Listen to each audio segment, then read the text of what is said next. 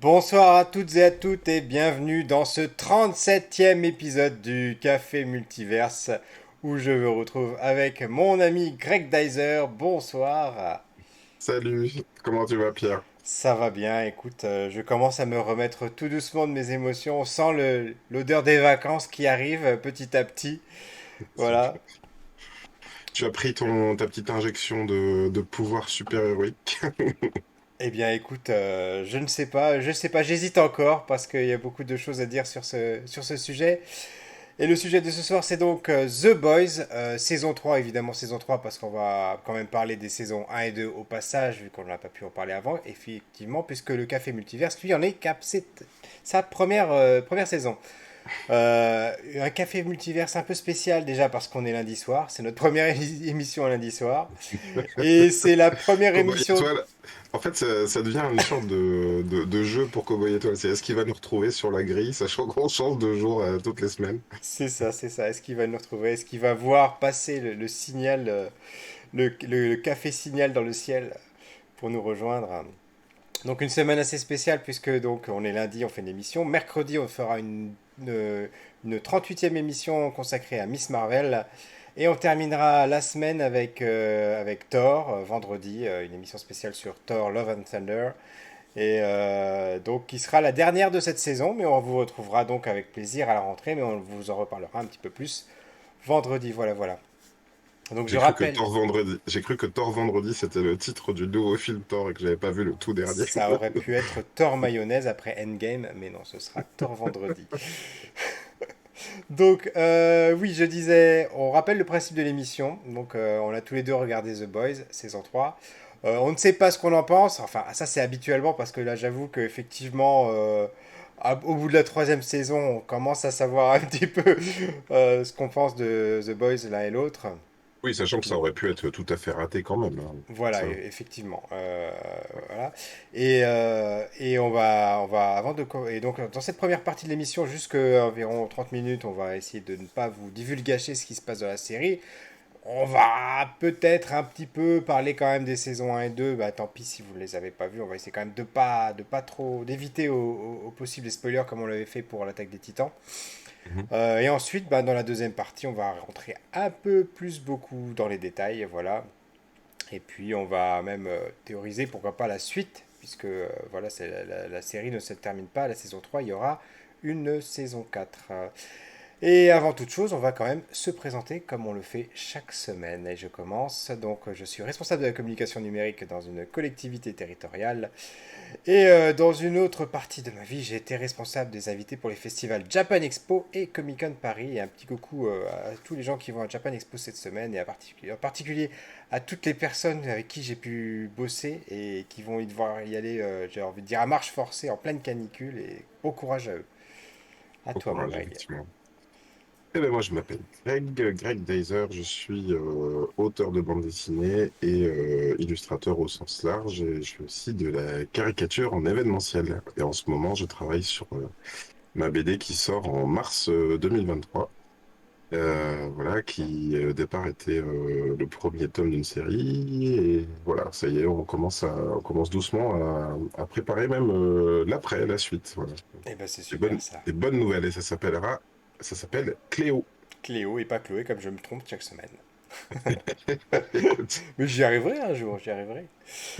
Donc sans plus attendre, The Boys. The Boys, est-ce que tu savais de quoi ça parlait quand ça a été annoncé à l'époque? Alors je sais que ça, je vais te demander de revenir 3 ans en arrière au moins, mais Alors, il me semble que est-ce que ça a intrigué? Est-ce que ça t'a intrigué? Est-ce que tu as tout de suite voulu le voir? Ou dis-nous un petit peu. alors, je ne sais plus par quel biais je l'ai découvert. J'avais pas lu les comics, mais j'ai lu pas mal quand même de comics qui étaient une revisite du monde des super-héros, mais sur une autre tonalité. Par exemple, euh, je vais y arriver. Invincible. J'avais observé ça. J'avais quand même l'impression, en voyant la première bande-annonce, que c'était un peu dans ce ton-là, c'est-à-dire un monde dans lequel les super-héros existent, mais pour le coup, où s'ils ont des super-pouvoirs, bah du coup, ça devient des vrais. des vraies machines à broyer de l'être humain, quoi, même qu'ils le veuillent ou qu'ils le veuillent pas d'ailleurs, par accident ou non. Et puis, ayant vu la bande-annonce, je me suis dit que j'irais voir le premier épisode. Et le pilote, il est tellement, comment dire, dans le ton, il met tellement dans le ton et il est tellement choquant à la fois que je pense que tu peux tout de suite décider en regardant le pilote si tu vas regarder la série ou pas. Et en l'occurrence, je sais que mon épouse, par exemple, elle aime pas les trucs trop violents. C'était même pas la peine que je lui parle de The Boys pour le coup. Alors, il y a Rachid qui vient nous Salut Rachid. rejoindre. Salut Rachid, et qui nous dit coucou les amis. Ben, coucou Rachid, ça nous fait plaisir que tu sois là. Bah, Oui, carrément. The Boys, comme tu dis, premier épisode, ça met exactement dans le ton, et le premier épisode donne la tonalité même des trois saisons, hein, même s'il y a des hauts et des bas, mais ça ne devient ni plus violent, ça serait difficile de faire déjà plus violent, et c'est Mhm. pas plus édulcoré non plus au bout de trois saisons, ça reste sur la même tonalité, et je dirais même plus, c'est même pas le premier épisode, mais si vous avez tenu les 10 premières minutes, on va dire Mhm. la première scène importante de la première saison qui vous met dedans, si vous avez survécu à ça, si ça vous a plu, je ne veux pas dire que ça peut vous plaire, enfin si ça vous a Mhm. fait quelque chose, si ça vous a marqué, effectivement, là vous pouvez dérouler, vous pouvez aller jusqu'à la saison 3, vous allez vous régaler. Mais C'est ça qui si... a... Pardon, vas-y. Non, non, vas-y, c'est ça qui est un peu bizarre avec cette série, c'est qu'il y a de la violence ultra graphique qui peut paraître choquante comme ça, mais qui au fond raconte quelque chose quand même. Elle est jamais gratuite. C'est toujours... C'est une... Alors, The Boys, c'est une satire de la société américaine, voilà, Mhm. même on peut dire de l'humanité d'une façon générale. Mhm. Et du coup, des super-héros, c'est très cynique, mais c'est jamais gratuit, c'est toujours juste. Un petit peu comme on pourrait le retrouver dans un Grand Theft Auto, un GTA sur console, sur les jeux vidéo. Oui. Et voilà, et c'est formidable en fait finalement qu'on ait le droit à de telles séries sur les plateformes de streaming parce qu'on n'aurait jamais pu avoir ça sur des grandes chaînes, dans du prime time Oui, comme on dit, voilà. oui, c'est complètement Et là, il y a inenvisageable de Rachid qui passer à nous la télé. dit les comics sont encore plus trash. Alors, D'accord. c'est déjà super méga trash. Ben, je te retourne la question du coup, Rach, est-ce que les comics sont plus trash, mais en même temps, est-ce que la violence, elle est tout aussi fondée, scénarisée? Est-ce qu'elle raconte quelque chose ou bien est-ce que c'est vraiment du trash pour du trash dans le comics? Alors, le temps qu'ils nous Tu... répondent, moi je vais répondre un petit peu je vais continuer sur l'introduction. Euh, de la même façon que toi, moi je connaissais pas du tout, je savais pas que c'était une adaptation. Je me suis dit, tiens, une série qui surfe sur les super-héros. Alors je voyais effectivement clairement les ressemblances avec DC Comics notamment, parce que c'est quand même plus orienté DC Comics, avec Au l'équivalent de début même. Superman, Bah là, voilà, au début, ouais. moins dans cette Mm, saison 3 justement, on en parlera tout à l'heure mhm, peut-être, ouais. ou avec l'équivalent de Superman, l'équivalent de Wonder Woman, etc. Une sorte de pseudo-Batman, Oui, voilà. Et une sorte de Flash aussi. Il y a mhm. Aquaman, il y a une version d'Aquaman. Oui, tout à fait. Et au C'est début, enfin moi j'étais assez dubitatif, je me dis mais bon, qu'est-ce que c'est que ça enfin, je me suis dit ils essaient de surfer sur la vague des super-héros et bon, Mm. on va tenter. Si je peux résumer un petit peu, du coup, pour ceux qui découvriraient par le biais de notre émission, j'imagine que c'est pas le cas, mais le- le- l'histoire est centrée au départ sur un humain lambda, hein, Huey, qui a une copine, il a un boulot de merde un peu, et en fait, ils sont très amoureux, on sent qu'ils veulent peut-être se fiancer, je sais plus s'ils vont se marier ou quoi, et ils sortent dans la rue. D'ailleurs, à ce moment-là, dès ce moment-là, j'ai quand même senti que, ouais, enfin, lui dis pas je t'aime au bord Ouais. de la Alors route, trop au bord de la route. je t'arrête, je veux pas trop qu'on leur dise peut-être sur cette scène, Ah machin. si, c'est le début, c'est le tout-début, c'est le pilote, Bon, hein. allez, vas-y, je te laisse alors. Et en fait, il se passe que, donc, on a découvert que c'était un monde où il y avait des super-héros, qui est vraiment un roster typique de DC Comics, hein. On a la GLA, Voilà, Justice League, ouais. la Justice League au complet, hein, un petit peu revisité, mais en gros c'est ça. Et on s'aperçoit quand même que eux, quand ils arrêtent un braquage, ils ont pas peur de limite de couper en deux les gens, quoi. Tu vois, Oui, il y a des dommages collatéraux voilà. systématiquement, hein. La morale du Superman qui ne tue pas ou du Batman qui ne devrait pas tuer, là, elle est très très, elle est pas du tout dans cette société-là, à la même manière que, comme tu dis, la satire de la société américaine où on tire et on pose les questions après, hein, quelque part. Bah là, les super-héros, il tue, voilà, et ça fait pas du tout réduire la criminalité. Et donc on a Huey qui perd sa copine dans un accident provoqué par l'un des super-héros qui a l'air un petit peu hébété, comme s'il avait consommé quelque chose. On ne sait pas trop ce qui se passe. Et elle se fait tuer avec une violence graphique assez dingue, assez inattendue, et vraiment elle te pose tout de suite le ton. Et donc Huey est complètement, lui qui est assez plutôt fan de super-héros, un peu comme tout le monde, se rend compte quand même que bah, si tu perds ta copine dans un accident provoqué par un super-héros, tu ne peux rien faire. Et il se retrouve un petit peu donc à fréquenter un groupe qui, dans n'importe quelle série de comics, seraient les méchants, du coup des êtres humains qui voudraient renverser les super-héros au pouvoir, The Boys, composé donc par Butcher et ses copains. Et malgré lui, il suit un petit peu, grâce à lui, on découvre en fait qu'il y a des gens clairvoyants qui disent, mais en fait, il y a, à cause des super-héros, c'est un peu comme Lex Luthor, mais là on est vraiment dans le truc renversé, hein, à cause des super-héros, il y a des tas de morts et on peut pas le laisser Oui, et puis les comme gens ça, quoi. qui rejoignent The Boys, ils ont tous été confrontés d'une façon ou d'une autre aux excès des super, et voilà, Voilà. ils veulent arrêter ça et ils veulent lutter contre ça, voilà.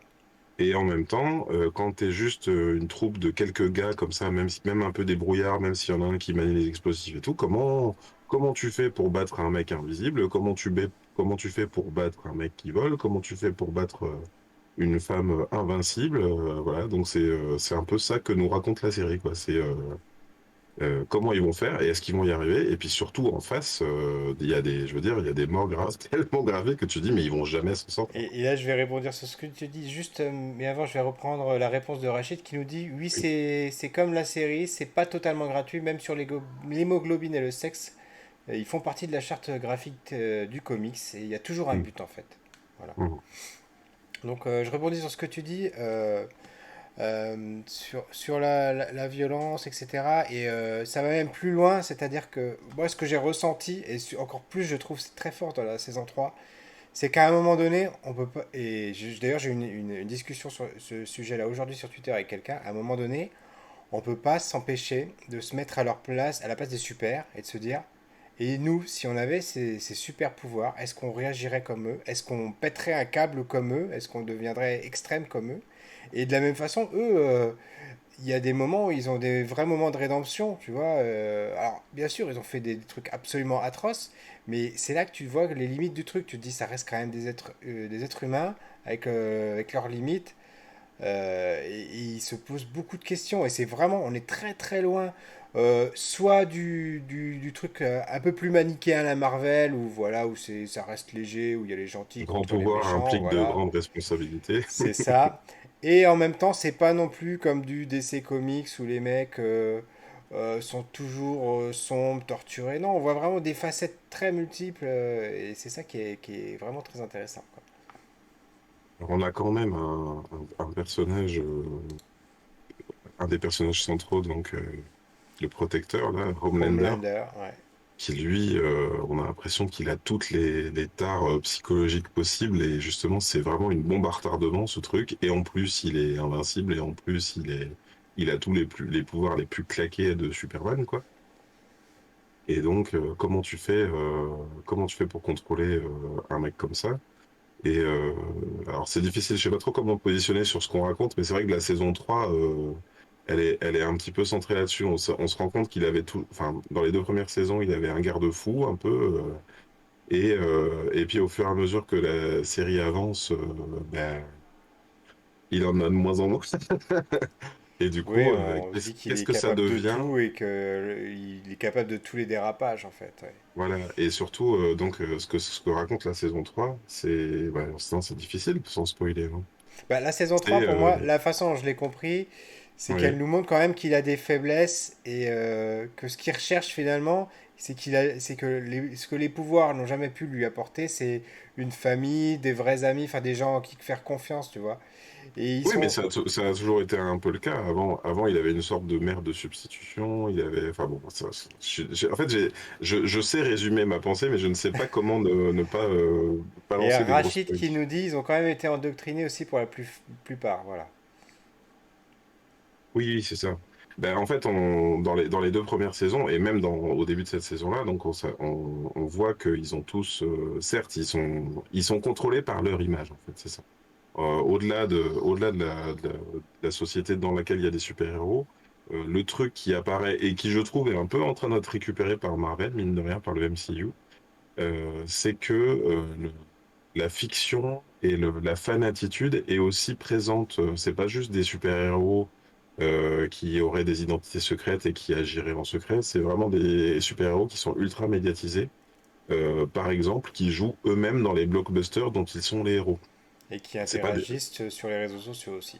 voilà, c'est pas des acteurs qui vont jouer leur rôle. Eux-mêmes vont jouer et font une sorte de revisite un petit peu l'histoire par le biais des blockbusters et toute leur image est ultra contrôlée par Vault, la boîte dans laquelle ils travaillent. Et dans cette saison 3 en fait, le contrôle de l'image, en fait, on s'aperçoit que la manière dont les super-héros étaient un peu contrôlés, à savoir, oui, mais attention, tu vas perdre en popularité si jamais tu fais ça ou si jamais tu dis ça. Ben, en fait, c'est pas la limite saute parce qu'en fait, ils s'aperçoivent que parce que la population se radicalise, et c'est là que tu as raison, je trouve, sur la satire des États-Unis, ça fait penser un petit peu à Trump. Hein.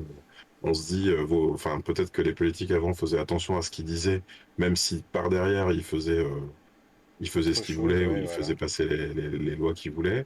Là, en fait, on s'aperçoit que un personnage public, s'il commence à avoir des propos ultra outranciers, même si il a des opposants, sachant que ses opposants, ben, il en fait un peu ce qu'il veut, il peut aussi faire monter un peu la sauce chez les ultras, et on l'a vu avec le Ouais, oui, Capitole, par complètement. exemple, aux C'est une États-Unis. satire actuelle de, non seulement des États-Unis, mais aussi du type de débat qu'on peut croiser sur les réseaux sociaux, notamment sur Twitter, et Mhm, où Trump, comme tu disais, allait très loin là-dedans, et finalement, plus il allait loin, plus les gens qui le soutenaient aimaient ça et soutenaient ça.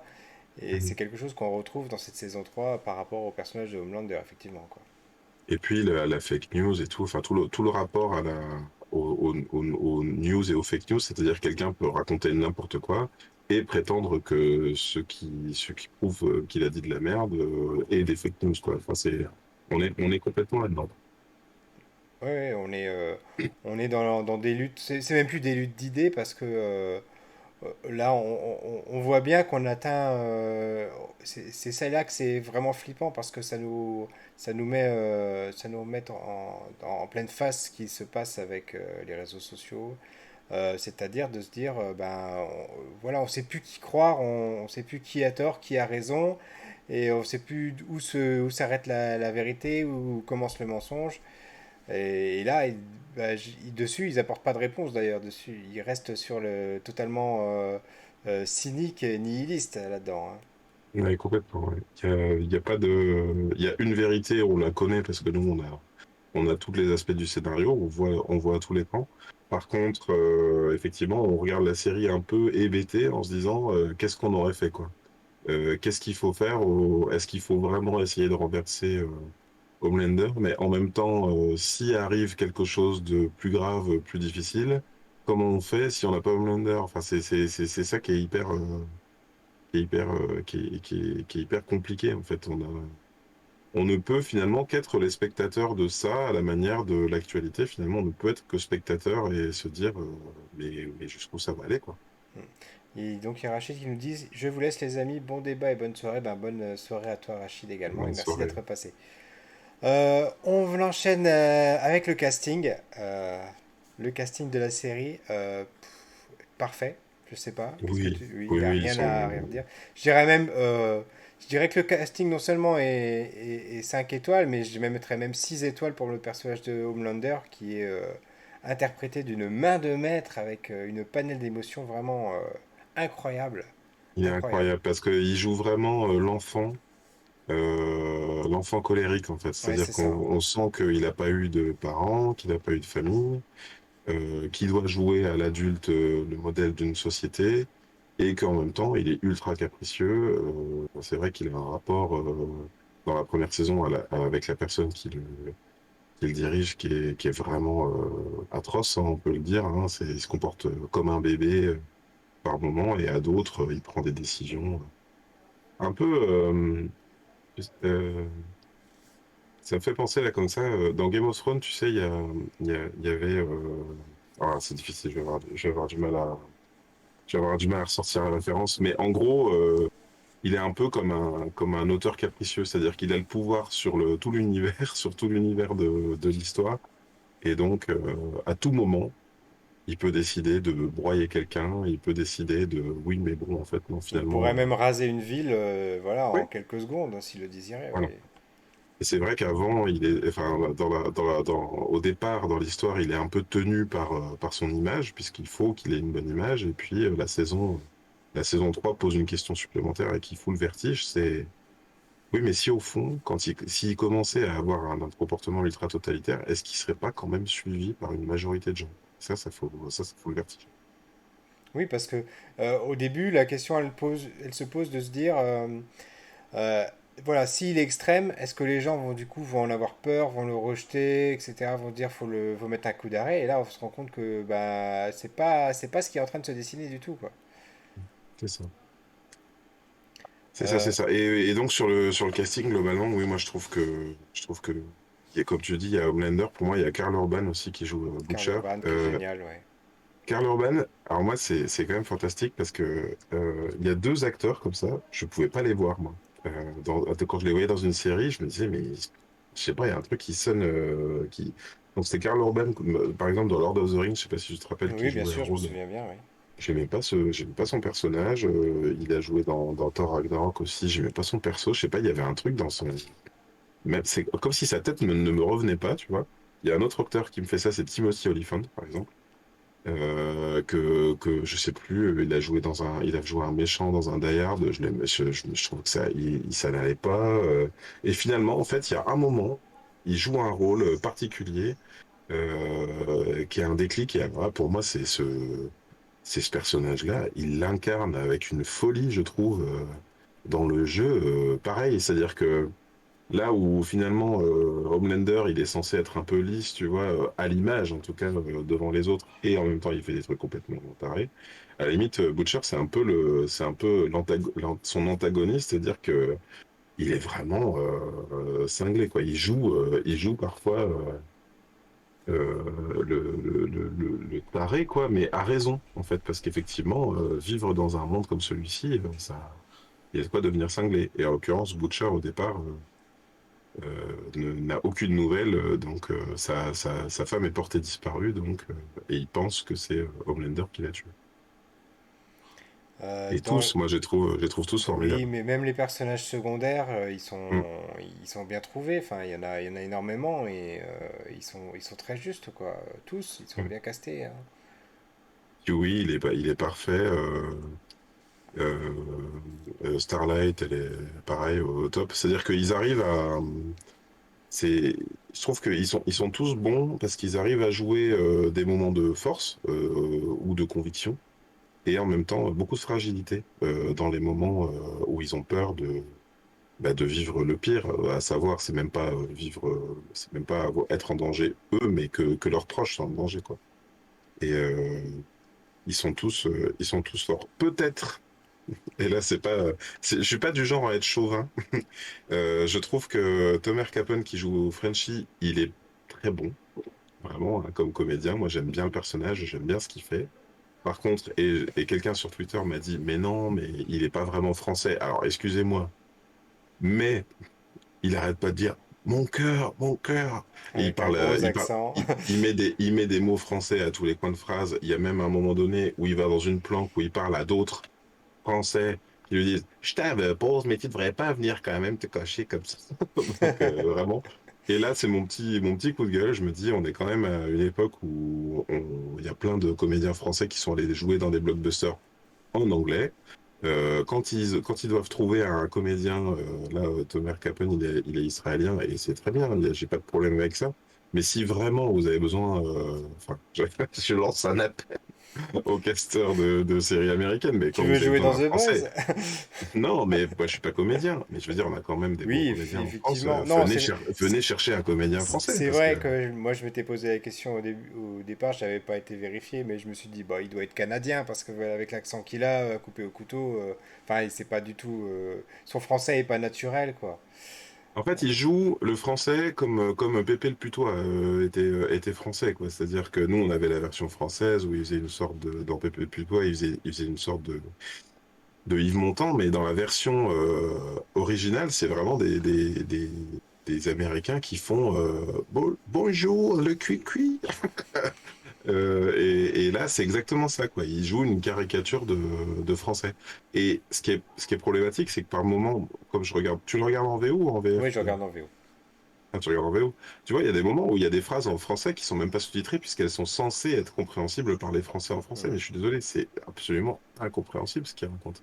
Il y avait ça dans J'ai regardé Lost aussi. quelques épisodes en français et c'est un très très bon doublage. Ouais. Non, mais après, voilà, moi, j'ai rien à reprocher à l'acteur. Je le trouve au contraire très attachant aussi. Le personnage Mais c'est juste qu'il y a des moments où il s'adresse en français. Mon cœur comme un chevreau. Tu vois, Oui, c'est ben, pour un français, c'est pas c'est crédible du tout, on est on va aller d'accord. à Marseille. Viens, tu veux vivre à Oui, et puis Marseille. alors il parle de Marseille sans arrêt. Bon, bref, Voilà, ça et c'est bon, un autre franchement, débat. ils auraient mis je sais pas, un Marseillais. En plus, enfin, je dis ça parce que tu vois, Omar Sy, on le voit dans les productions américaines. Thomas Sisley, on le voit aussi dans des séries américaines, dans des productions américaines. Donc, c'est possible, je veux dire. On a des comédiens qui peuvent complètement aller jouer là-dedans. Voilà. On est d'accord. Mon petit coup de gueule chauvin, mais que ce soit pas trop ma nature, mais Bon, vous l'aurez compris, on arrive déjà à la moitié de cette déjà. émission. Déjà 27 minutes. Bah, vous l'aurez compris, donc nous, les The Boys, on l'accroche totalement. Est-ce que tu Hmm. vois quelque chose à rajouter Moi, il y a un truc qui me fait un peu peur aussi quand je parle de vertige, c'est j'étais très choqué par la violence graphique au début et en tant que spectateur, il y a des moments, tu sais, où il y a des personnages vraiment borderline et au fur et à mesure des saisons, je me suis habitué à la violence graphique et parfois je me retrouve presque à souhaiter, tu vois, qu'un personnage vraiment une grosse raclure, comme ça peut arriver au cours de la saison 3 et un destin funeste et complètement Ouais. gore, quoi. Et je dois avouer que ça me pose quand même un petit problème éthique de moi-même être satisfait parfois Je comprends. de voir des scènes violentes graphiques. Là où par exemple, tu vois, typiquement, on regardait là Mais c'est un vrai le... défouloir, hein, pour le coup, cette série, c'est Oui, un vrai défouloir de ce mais côté-là. tu vois, là, regarde, on vient de voir dans la bande-annonce une scène où il y a Soldier Boy, donc qui est une sorte De Captain America. de Captain America dans l'univers de The Boys. Même principe, hein, il revient, il a été, on va dire, cryogénisé. Il revient de nos jours, au même âge qu'il avait à l'époque. Et là, on le voit achever quelqu'un avec son bouclier. Tu vois, la même scène dans, comment ça s'appelle, Falcon et Winter Soldier, tu vois, c'était la grosse scène absolument horrible, quoi, tu vois, de Oui, qu'ils ont Captain même America. dû, je crois, Oh ils mon ont Dieu, voulu l'édulcorer parce que c'était pire que ça au début. tu Ils l'ont vois, et même dans Civil War, quand Captain America brandit son bouclier pour peut-être, pourquoi pas, mettre un coup dans le cou d'Iron Man, tu vois, c'était hyper choquant. Là, on est presque dans l'excès inverse, et plus je regarde les saisons, et moins je suis choqué Bah oui, on par est la habitué, on violence. s'attend à ça. Encore que c'est amusant parce que c'est une série, en tout cas ça m'a fait ça au début de la saison 3. Oui. Tu l'attends, tu sais que c'est violent, et jusqu'à ce que tu aies la grosse scène bien violente du premier épisode, j'ai envie de dire, tu t'en souvenais plus. Tu te dis, ah oui, c'est vrai que c'était comme ça. Ah oui. Alors, à savoir que là, j'ai trouvé, je sais pas si c'était comme ça avant, mais il y a un côté dans cette violence graphique là, comme tu dis, des fouloirs, parce que c'est vraiment de la chair à saucisse, quoi. Quand il y a quelqu'un qui se fait éclater, il se fait éclater Éclaté. en charpie, quoi. C'est vraiment le truc dans ton micro-ondes qui explose, quoi. Et tu vois, j'ai trouvé du coup que il y a, ouais, c'est presque décalé en fait finalement cette violence graphique. C'est pas de la violence, encore que il y en a, hein, Je veux dire, c'est gore, mais au sens gore, c'est moi j'ai jamais aimé ça, le gore. Moi non plus. J'avoue, Notamment non, parce que moi non plus. j'ai toujours trouvé ça un peu gratuit. Peut-être que les seuls moments où le gore me faisait marrer, c'était de voir comment c'était fait. C'est-à-dire comment une personne était debout et finalement elle avait un faux corps allongé devant elle avec des tripes qui sortent et des trucs comme ça. Tu Ouais. vois, ça m'amuse de voir comment ça a été fait. Et là, je crois qu'il y a un côté assumé du gore dans le sens décalé, quoi. C'est-à-dire que c'est pas vraiment ça qui se passerait non plus, je pense, s'il y avait un corps humain qui se faisait éclater. Imaginons quelqu'un qui tombe du haut d'un immeuble, là, il arrive et vraiment c'est une flaque. Ça fait un flotch en bas de l'élan, quoi. Et donc, je termine juste cette partie non spoiler avec quand même un petit easter egg qui est pas un spoiler en lui-même, mais on parlait justement de Soldier Boy qui est joué par Jensen Ackles, Mhm. qu'on retrouvait dans les 15 saisons de Supernatural, une série Je que l'ai pas j'adore, vu que je du tout. recommande. Et c'est amusant parce que au moment où il arrive, il tombe sur une affiche où il y a marqué Votez Bob Singer. Et donc, c'est Ouais. justement le nom du personnage joué par, je sais plus, j'ai pas noté son nom, mais par par celui qui est leur comparse dans Supernatural, le comparse des deux frères. Et là, il joue D'accord. celui qui se présente aux élections et sous le même nom en fait. Donc, c'est un petit clin d'œil qui est vraiment très amusant. Et on D'accord. Et alors passe. moi, alors Vas-y, attends, juste dernier des truc, moi dernières j'ai choses. découvert en cherchant dans le casting que, tu sais, Jack Quaid qui joue Huey, tu vois, Ouais, en fait c'est un fils d'eux. C'est le fils de d'accord. Dennis Quaid et Meg Ryan. Ah ok. Voilà, Bon bah voilà. j'ai découvert ça. Et on passe au fils de spoiler.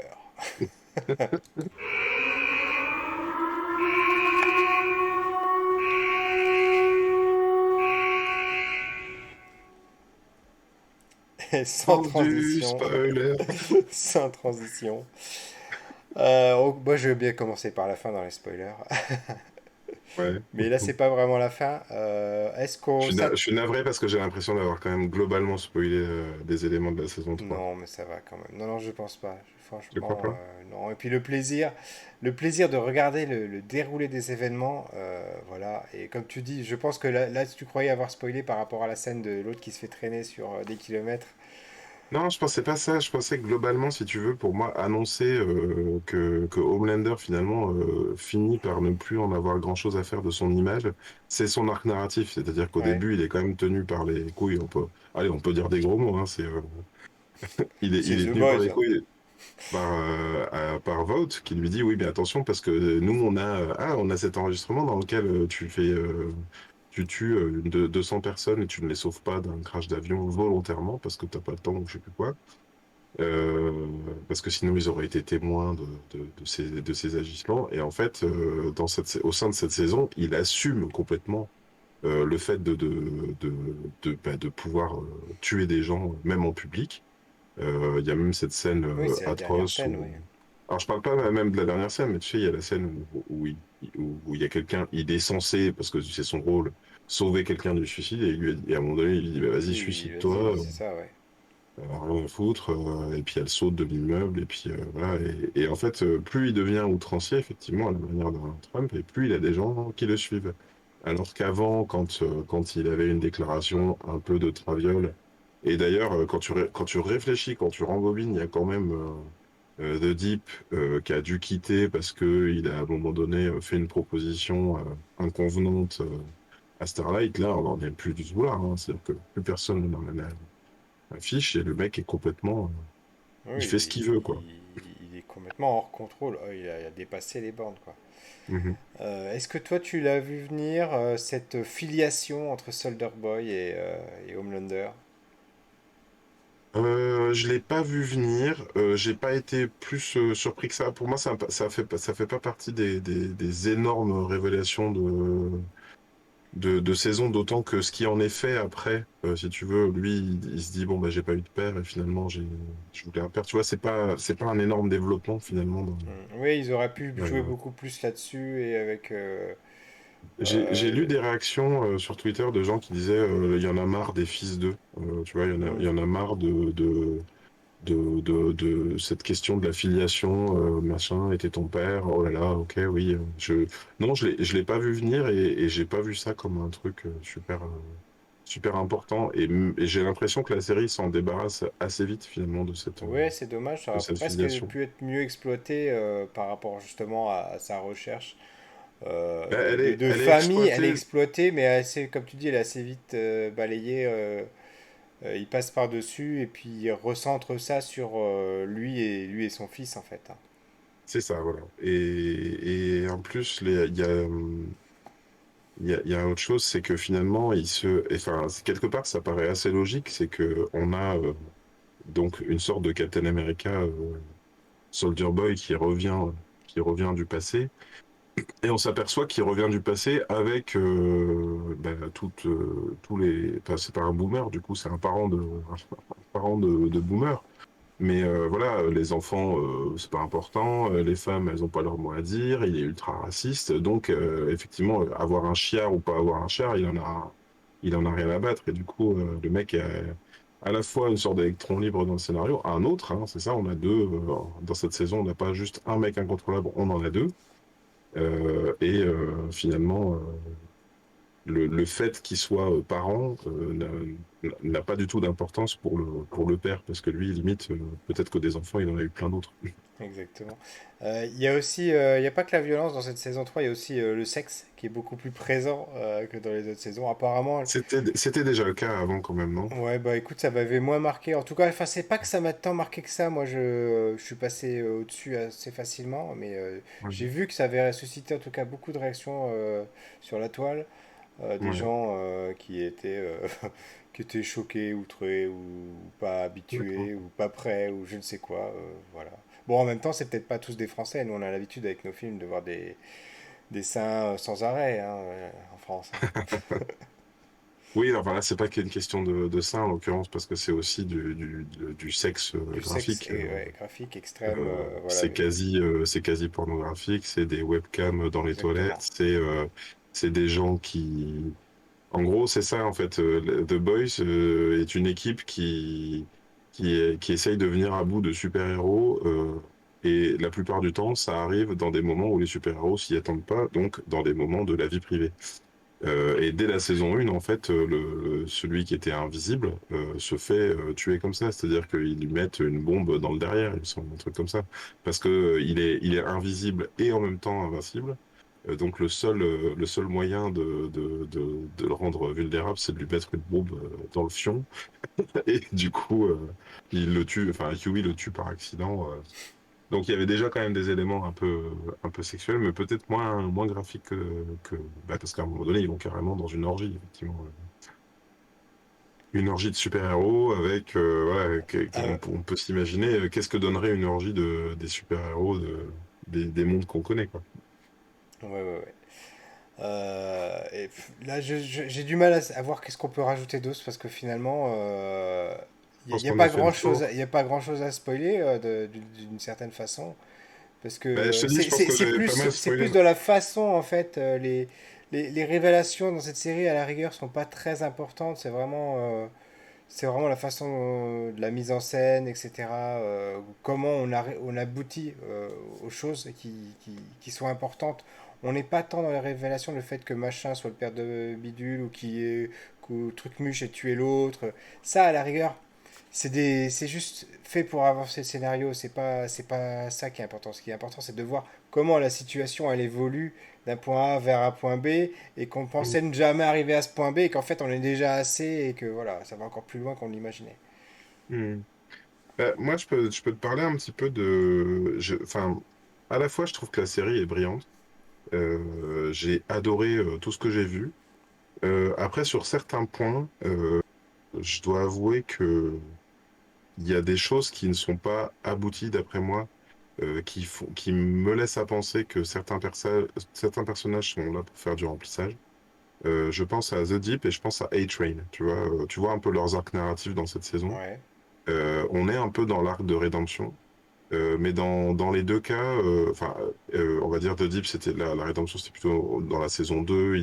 Tu sais, il rentrait dans un culte, il essayait de se retrouver une image pour pouvoir intégrer à nouveau les The Seven, donc l'équipe des sept.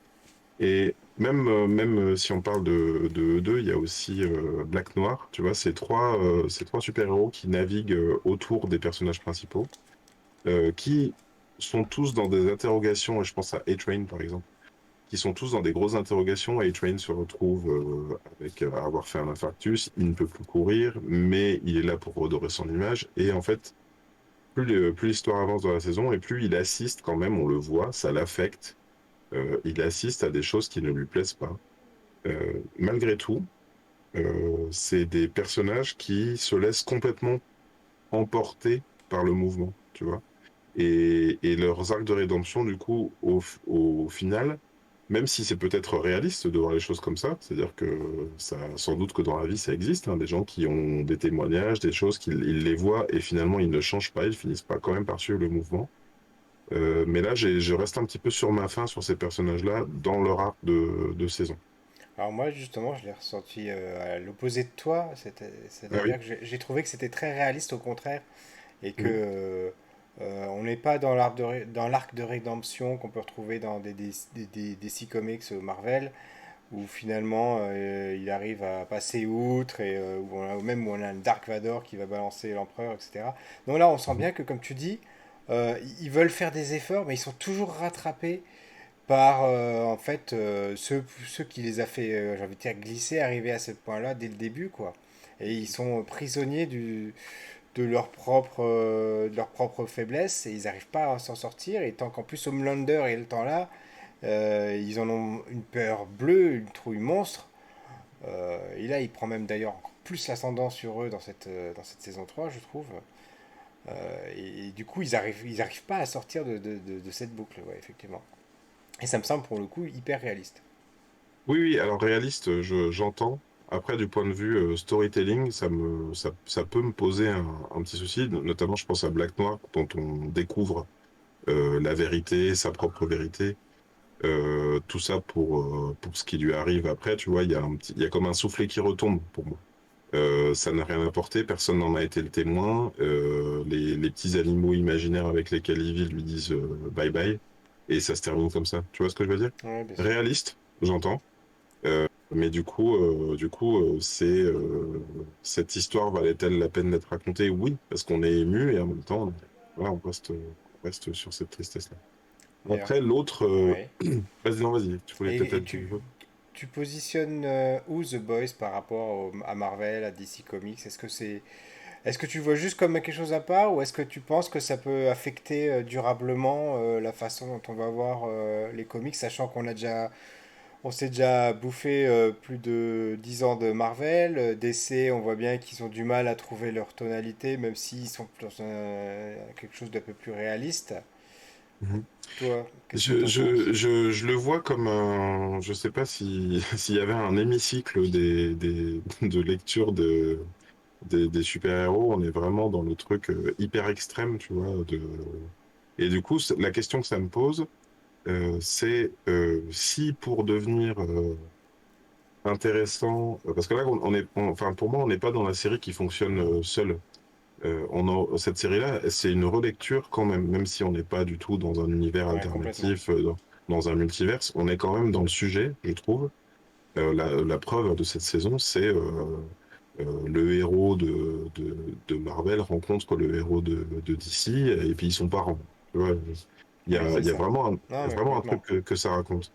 Oui, ils peuvent pas. Et C'est vraiment une série qui ne peut pas exister par elle-même, puisqu'elle s'inspire directement. C'est une satire directe c'est des ça. héros dont elle s'inspire. C'est ça. Et du coup, je peux pas m'empêcher de penser quelle est l'étape d'après, dans les deux sens. C'est-à-dire, est-ce qu'après, il faut encore aller dans la surenchère? Parce que Invincible, pour moi, il se situe à peu près au même endroit.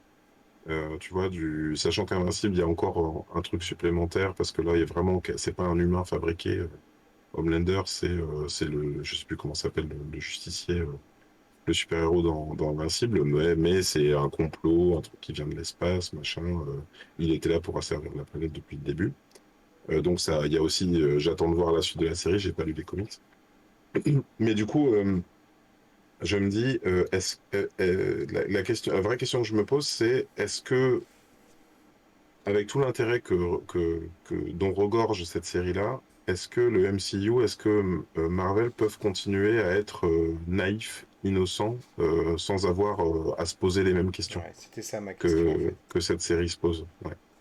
Et j'ai pas de réponse.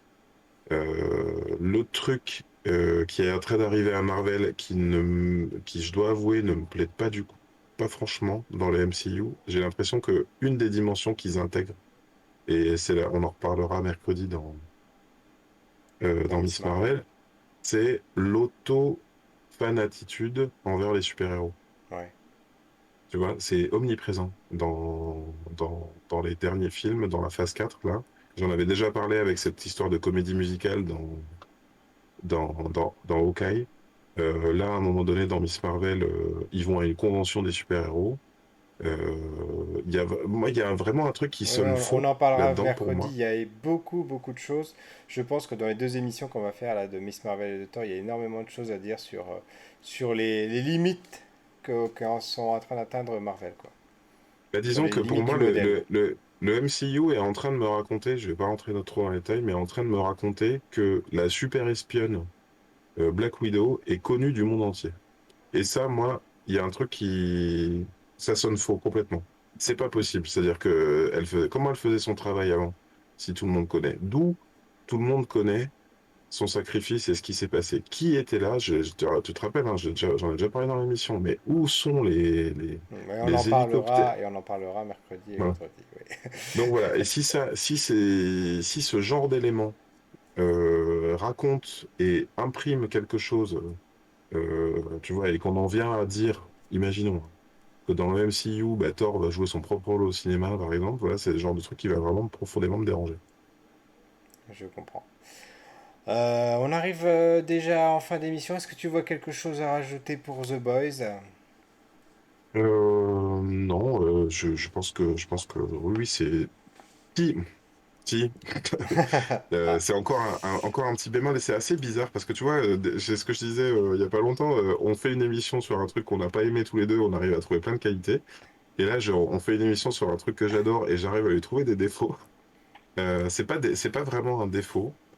Euh, mais j'ai quand même le sentiment que ça fait 3 saisons qu'on me raconte la même histoire, à savoir une équipe se monte pour détruire les super-héros et en ligne de mire, le premier en ligne de mire, c'est Homelander.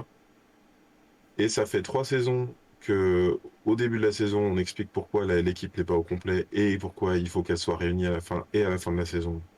Elle est réunie enfin même s'ils sont pas tous d'accord, pour battre Homelander. Et finalement, bah, c'est pas ça qui se passe. Tu vois ce que je veux dire? ouais, bien Parce qu'il y a sûr. Et toujours, puis, en gros, limite, à la limite, ils se serrent la main à la fin de la saison et puis ils se disent, bon, bah, on se revoit dans la saison prochaine pour se remettre sur la tronche, quoi. Voilà. voilà, parce qu'il y a toujours plus urgent. Tu vois, c'est-à-dire que, et en même temps, j'y ai pensé. Je te dis, c'est pour ça que je vois pas ça comme un défaut.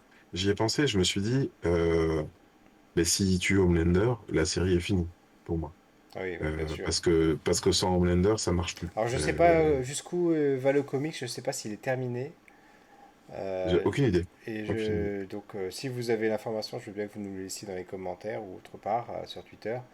Euh, Tant qu'à faire, j'ai pas trop envie de me faire spoiler cet élément, quoi qu'ils sont pas obligés de faire la même chose dans la série. oui, En et tout c'est là cas, que c'est je pas... voulais en venir. C'est après, le personnage est tellement apprécié, avec toutes les guillemets qu'on puisse mettre dessus, que Mhm. est-ce qu'il serait prêt à prendre le risque de s'en séparer et de faire qu'ensuite la série redescende? Voilà, ça c'est une question. En tout cas, moi, ça me laisse quand même un petit peu curieux par rapport à la série animée. J'ai vu qu'il y avait une série animée sur Prime Video. Oui, alors Euh, tu sais que c'est des épisodes à côté, hein. Moi, j'ai regardé justement le tout premier. Justement, je savais pas du tout de quoi ça parlait. Le premier, c'est comme un peu une sorte de Looney Tunes, Roger Rabbit, quoi, tu vois, un truc. Sauf que c'est très très gore, quoi. Et en gros, c'est l'histoire avec le bébé qui tire des lasers, quoi, tu vois. Et donc, il y a quelqu'un qui essaye de faire sortir le bébé et plein de gens qui essayent de l'arrêter, mais qui se font tous tranchés, taillés en pièces par les rayons laser des yeux du bébé. Et c'est, Bon, voilà. très bien. Eh bien, ce sera une bonne chose à regarder si on manque de The Boys, en tout cas. Mais en tout cas, je pense que enfin, on va dire que ça se pose en à côté, quoi, tu vois, ça va pas balancer de gros éléments D'accord. par rapport à la série régulière.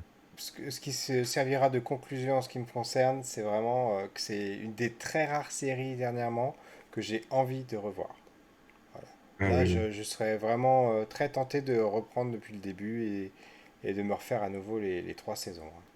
ben, je pense aussi, mais alors pas entre toutes les mains, du coup, hein. C'est vrai que je Oui, recommande ouais, pas ça effectivement, aux regardez plus pas jeunes. ça avec vos jeunes enfants, je pense ils sont pas prêts. Voilà, Encore voilà. que, ça se Ouais. trouve, c'est nous, hein, c'est nous les vieux qui sommes pas prêts, et puis les enfants, ils ont déjà vu ça, Et ils ont déjà l'habitude. on passe du coup aux recommandations de la semaine. Est-ce qu'on a eu le temps de faire nos devoirs depuis vendredi dernier? Oh la vache, attends, j'avais trop mon Je truc. suis Si, passé en j'ai une... librairie samedi. Ça faisait longtemps que Ah, j'avais pas mis les pieds dans une librairie depuis le Covid, j'avoue. waouh. Et j'avoue que... Ah bah, effectivement. Ouais. Et j'avoue que l'odeur du papier, le silence typique de cet endroit-là, ça m'a un petit peu Mhm. manqué. D'accord. Et t'as trouvé un livre alors? Non, en fait, tout simplement, j'étais bêtement pour prendre le dernier volume de Dragon Ball Super pour mon dernier, voilà, pour mon troisième. D'accord. Tu les lis, t'es à jour Je les toi ou pas? survole, je suis pas à jour dans la lecture. Ouais. Je les ai lus jusqu'à bah, l'arc actuel, en fait. Bon, mais bon, on est toujours dans cette surenchère gratuite qui va de plus en plus loin et qui raconte pas grand-chose, à mon sens. Donc, j'accroche pas du tout. Et je l'ai déjà dit, je le redis, mais pour moi, Dragon Ball Ouais. GT était meilleur que Dragon Ball Super. Voilà, c'est un Je suis débat presque... qu'on pourrait avoir. On pourrait faire une émission spéciale là-dessus. Peut-être le Ah, jour où mais ouais, Dragon Ball GT sera à nouveau disponible en streaming, mais voilà. je suis presque d'accord avec ça. Et moi, j'ai eu des discussions avec des gens qui m'ont dit, mais si, tu peux, vas-y, continue. C'est vrai que le premier arc, moi, je me suis quand même cogné 18 épisodes avec mon fils de Dragon Ball Super parce que ça l'intéresse, il aime bien. Lui, je pense que à 10 ans, il fait pas trop la différence entre Z, Super et tout, c'est la suite, ça marche et tout. Mais alors moi, il y a mais il n'y a rien qui va en fait, parce que d'entrée, donc on a un dieu de la destruction qui dit oui, bah, c'est pour ça que sur Terre j'avais détruit enfin j'avais tué tous les dinosaures. Mais quoi? Mais dans Dragon Ball, il y a des dinosaures de partout et ils sont pas éteints les dinosaures, ça marche pas ton truc. Et pour moi, c'est certes, on aurait pu, voilà, une suite, ça s'explique, remettre une suite un peu plus dans l'époque, peut-être après Oob par exemple.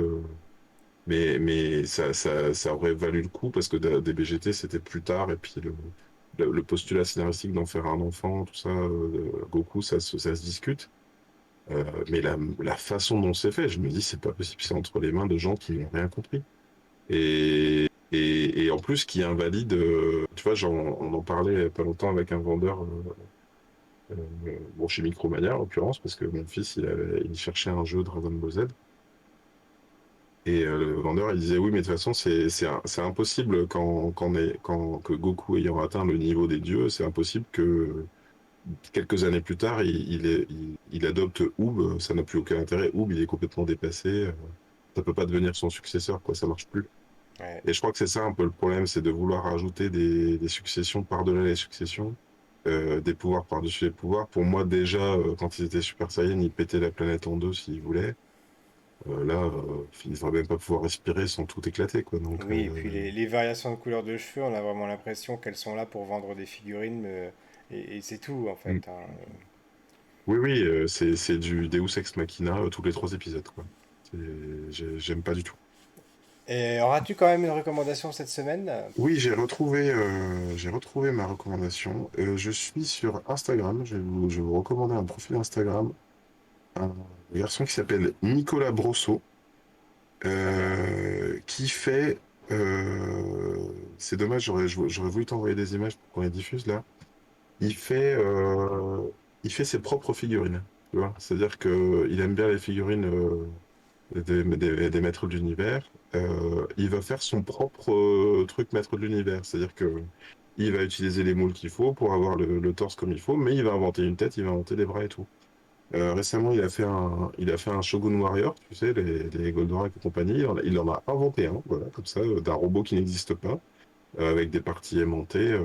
Et ça, je veux dire, tu le mettrais au milieu d'une collection, ça match complètement. Alors, je crois qu'il en a fait qu'un exemplaire. Et par contre, il avait fait une série, sa propre figurine Batman, c'est-à-dire qu'il n'est pas du tout. Elle est stylisée à sa façon, tu vois. C'est pas le Batman des années 90, c'est pas tel film, D'accord, ouais, tel machin, c'est ouais. son propre C'est sa Batman. relecture, ouais. Voilà. Et c'est fait avec un professionnalisme de fou. Il les vend en exemplaires limités.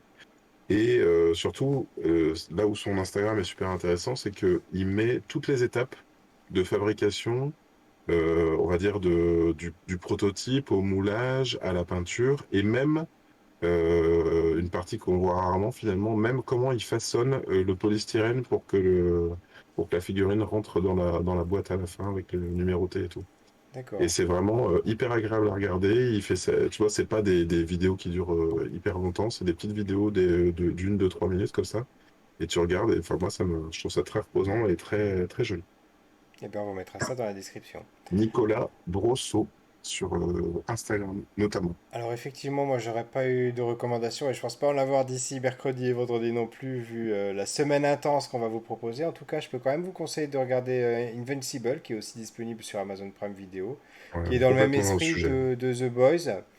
Alors effectivement, ça reste, c'est bon, c'est un dessin animé, donc ça peut en rebuter certains, mais si vous arrivez à passer outre, le scénario est intéressant Hum. et ça peut vous donner une bonne continuation dans l'état d'esprit de The Boys, même si ça raconte encore autre chose, mais on est encore dans cet état d'esprit des super-héros cyniques, voilà. En tout Avec, cas, ouais. oui, vas-y. Non, Non, vas-y, j'allais enchaîne. dire avec là pour le coup une dimension qu'on n'a pas tellement dans The Boys, qui est très adulte, où Invincible c'est un ado, un fils d'eux quoi, le fils de Superman qui se voit, il s'imagine, bah, là je peux Marcher dans les traces de son père, ouais. marcher à la trace de son père, mais Il voilà, va tomber sur le poteau rose et voilà. c'est que son père, c'est pas forcément ce qu'on imaginait. Voilà. Et c'est comme ça que se termine ce 37e épisode du Café Multiverse. Et donc on vous retrouve mercredi pour une émission consacrée à Miss Marvel. À très bientôt. Salut, à Ciao mercredi. ciao.